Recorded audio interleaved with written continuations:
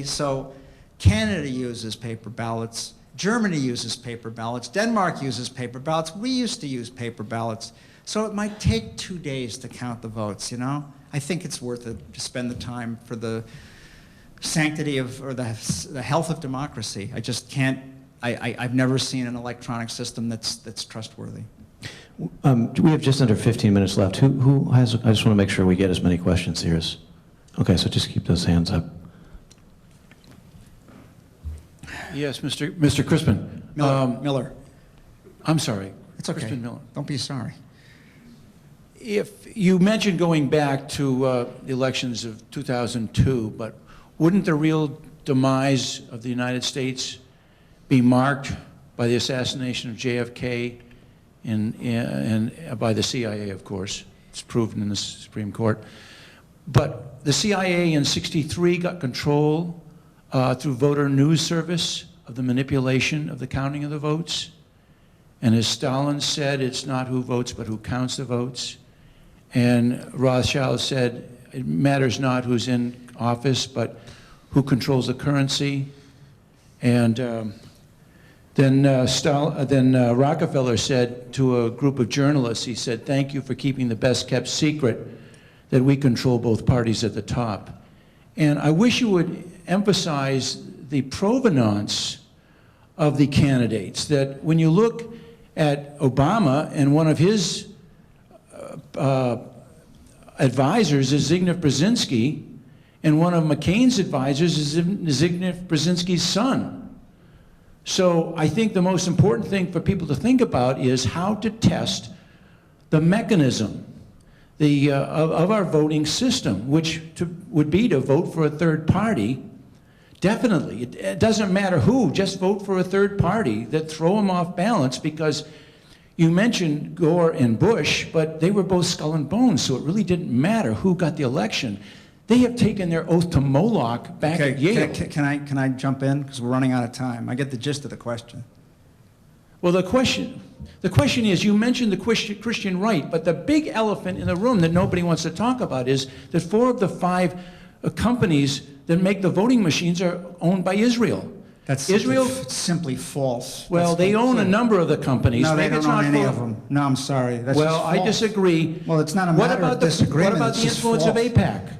What about NSA? Okay, can I answer the questions? It's not the Christian right, it's the Zionist. Okay. Well, there's a lot. I mean, the Voters News Service doesn't count the votes. It was an early version of the exit poll system. The question was filled with assertions that are just not the case.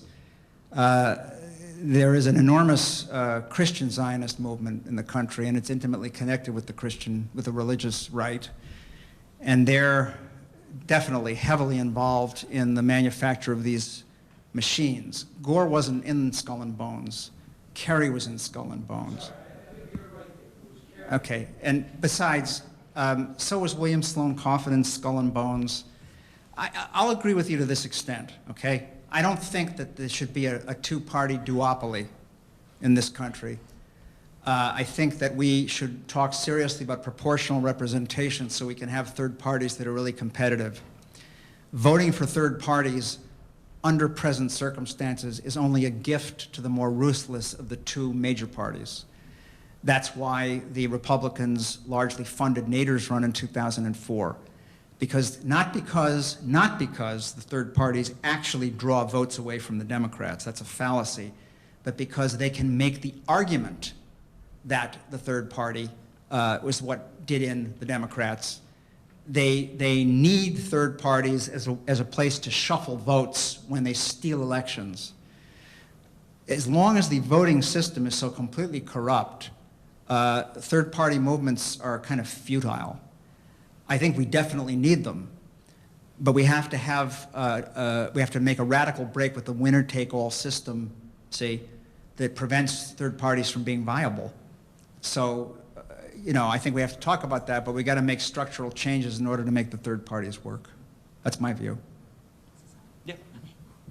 I want to thank you so much for your work. Your books have really done a lot to inform me and make me much more active on this issue. And I wanted to offer some of the things that I have found to be useful tools so that we don't feel like there's nothing that we can do, because I think there is a lot that we can do. And I think in this election especially, people are much more committed to the candidate that they're selecting. So I don't think we're all going to sit on our hands if we feel like this one's stolen. And so some of the things I'd like to suggest are that there is now an election protection wiki, right. part of Wikipedia, I guess, that Steve Freeman, who was here a few years ago speaking at a media conference, he's leading this up. It's a great resource, kind of a clearinghouse for all the different election integrity groups around the country. So you can go to that and just get, endless links to resources. They're also blogging what's going on in different states. So the EP Wiki is a really great tool. Connected to that, there is, I think it's nostolenelections.org is asking for people to sign a pledge of action, basically. If we feel like the election is stolen, there will be protests and actions organized around the country. So I think we all need to log on to that, sign that pledge, and be prepared to take action even here in our congressional delegations' offices, because ultimately it's our congressional delegation that certifies the election. Third thing is that we need to be the media, and that's a point made by Brad, of Brad blog on that stolen election video. We can write letters to the editors of our local papers. Those are read. I have written them. It has made people come to the Stealing America Vote by Vote documentary that I've been showing probably 5 or 6 times up in the Northeast Kingdom with increasing attendance showing up at each one. That, by the way, is available from solarbus.org, which is a Vermont run website. It's only $5. I've bought, I think, 20 of them and distributed them to friends around the country, saying this is the most important thing you can show to your friends. So that's a great tool. Get it ordered now and show it even to 5 or 6 people, because this has to move from the grassroots, I think. And the last thing that I wanted to ask is who, I do have a question, and that is, who is Richard Hayes Phillips, and why was he motivated to do this work that sadly no one has noticed, or few people have noticed? Okay, Richard Hayes Phillips is just an Ohio election reform activist who, his motives are the same as mine, He's just very much concerned about the fraying of the fabric of democracy and the theft of elections, and was just drawn to do this research by stuff that he was reading online and got into it. He's got a few advanced degrees, he has scientific training, and he was very good at the, kind of, he could handle the necessary methodologies for doing this kind of study. The pledge for no more stolen elections, the website address is libertytreefdr.org, which I recommend along with you. All the things you recommended, I second that. libertytreefdr.org, and we're trying to get Obama to sign a pledge not to concede too, which is very important, although I have my doubts that he'll do it.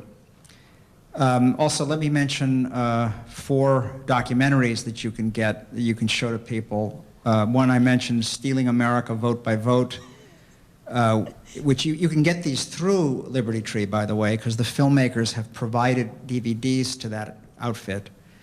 Secondly is Uncounted, which you mentioned, by David Earnhardt, which is a great documentary. Third is one called Free for All by John Ennis. That you can download online.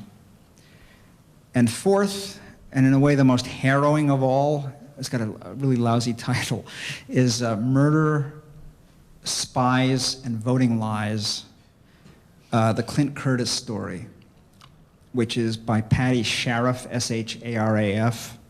This is an amazing story of this guy who ran in Florida, a lifelong Republican, but he's very much concerned about this issue.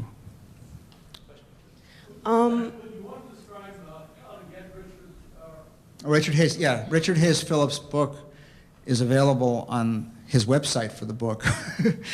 If you go to my blog at markcrispinmiller.com, I have a link up for this book and a whole lot of other books and all those DVDs. You might as well drop by.